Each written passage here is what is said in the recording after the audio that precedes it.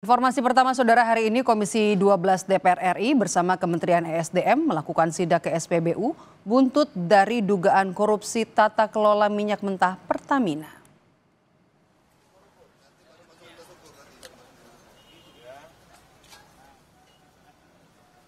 Di sidak pertama, rombongan mendatangi salah satu SPBU milik Pertamina di kawasan Cibubur. Di lokasi ini DPR dan Kementerian ESDM melakukan uji sampel terhadap bahan bakar RON 90 dan Pertamax RON 92 untuk memastikan tidak ada bahan bakar yang dioplos seperti isu yang berkembang di masyarakat.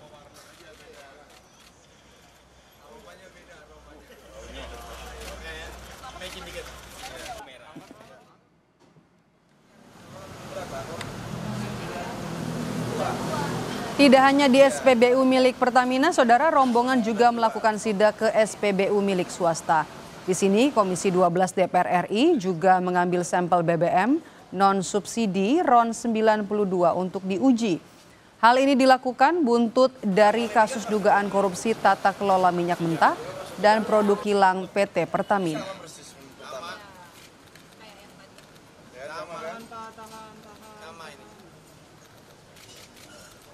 Spek terkait mutu barang kan, dan itu standarisasi itu sudah melalui uji di Kementerian SDM di Lemigas.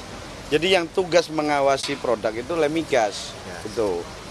Ya, kalau hilirnya distribusi BPH Migas, kalau kualitas dan di Ditjen Migas, di Lemigas, hilir di BPH.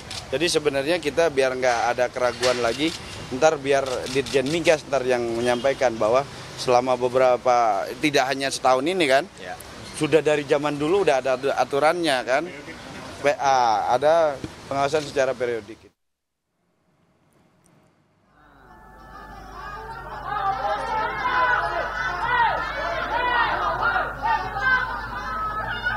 Sebelumnya penyidik Kejaksaan Agung menetapkan 2 tersangka baru dalam kasus dugaan korupsi tata kelola minyak mentah dan produk kilang PT Pertamina. Kedua tersangka ini adalah Direktur Pemasaran Pusat dan Niaga PT Pertamina Patraniaga, Maya Kusmaya, dan juga Edward Korn, Vice President Trading Operation PT Pertamina Patraniaga. Keduanya diduga berperan dalam pembelian BBM RON 90. Namun dengan pembayaran BBM harga RON 92.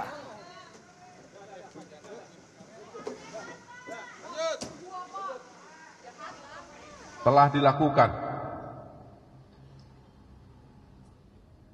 pemeriksaan saksi terhadap dua orang.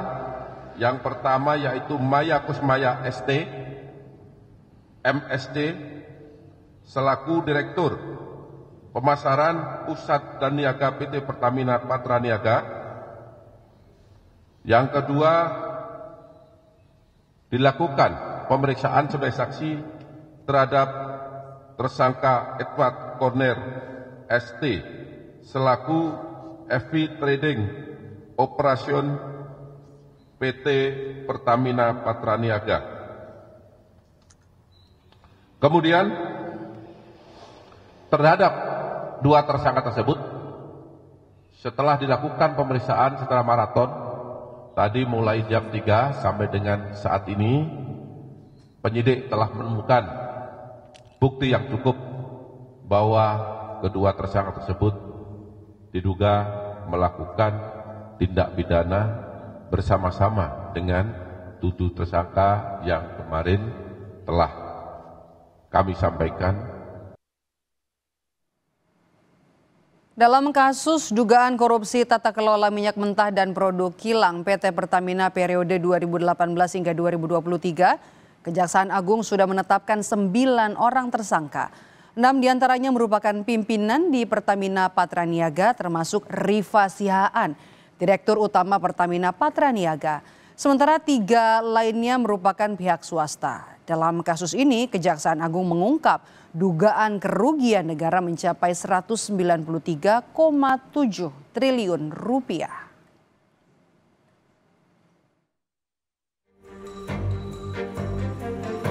Dugaan pengoplosan BBM Pertalite jadi Pertamax terus disorot. Komisi 12 DPR RI meminta penjelasan Pertamina soal proses dugaan pencampuran Pertalite dan Pertamax. Nah, tugasnya Bapak-bapak Ibu semuanya di sini adalah selain menjaga itu harus berbenah di sini. Harus berbenah. Saya tidak rela karena saya dibesarkan dari dunia otomotif dan saya tahu betul kualitas Pertamina seperti apa. Dan saya nggak rela jaringan seperti ini yang merusak Pertamina. Pertamina lagi mau take off sekarang, ini sama aja mau merusak pemerintahan yang sekarang. Pertamina mengklaim BBM mereka sudah sesuai standar, namun tak membantah pernyataan Kejaksaan Agung yang menemukan dugaan pencampuran BBM di kasus korupsi Pertamina Patraniaga.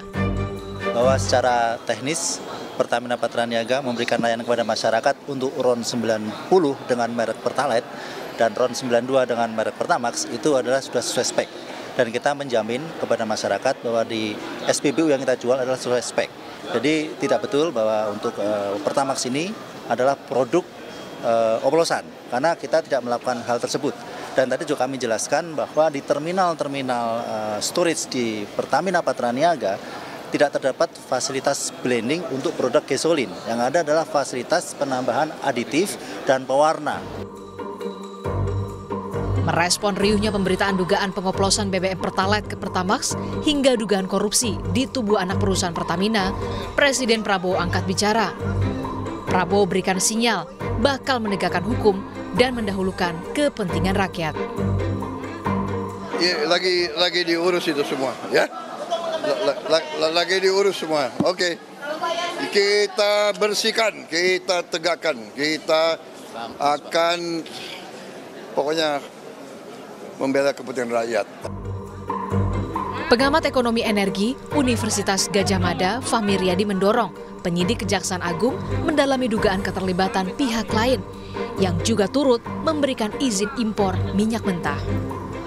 Saya menduga ya gitu ya, karena misalnya untuk melakukan impor minyak mentah untuk dikelola itu kan harus ada rekomendasi dan izin dari petinggi Pertamina yang ada di holding tadi. Nah kalau itu lolos terus izinnya gitu ya, mestinya kan menggunakan minyak mentah produksi Indonesia, tetapi dengan alasan tertentu dan itu diizinkan. Nah yang memberikan izin tadi itu ya atau rekomendasi, saya menduga terindikasi untuk terlibat tadi dan ini berlangsung cukup lama gitu ya. Penyidik sudah menggeledah rumah sekaligus kantor milik pengusaha minyak Riza Khalid dan menyita sejumlah dokumen serta uang dalam bentuk rupiah dan dolar Amerika Serikat.